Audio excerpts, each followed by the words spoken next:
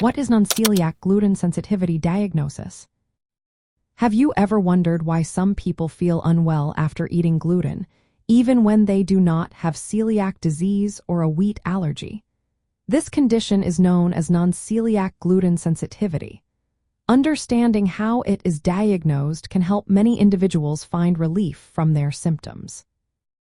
Diagnosing non-celiac gluten sensitivity is not straightforward because there is no specific test that confirms it. The process starts by ruling out celiac disease and wheat allergy.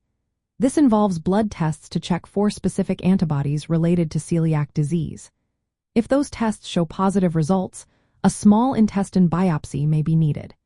It is essential for patients to be consuming gluten during these tests to avoid false negatives. Next, wheat allergy must also be excluded through appropriate allergy testing. Once both celiac disease and wheat allergy are ruled out, the focus shifts to observing how the patient responds to a gluten-free diet. If symptoms improve significantly after removing gluten from the diet, it supports the possibility of non-celiac gluten sensitivity. To further confirm the diagnosis, a gluten challenge may be conducted. This involves reintroducing gluten into the diet under controlled conditions while monitoring symptoms. The most rigorous method is a double-blind placebo-controlled gluten challenge.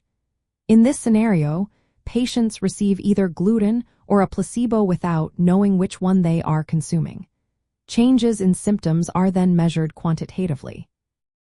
A marked increase in symptoms when consuming gluten compared to the placebo suggests non-celiac gluten sensitivity. In clinical practice, many healthcare providers use the gastrointestinal symptom rating scale. This scale allows patients to rate their main symptoms from 1, which indicates mild symptoms, to 10, which indicates severe symptoms.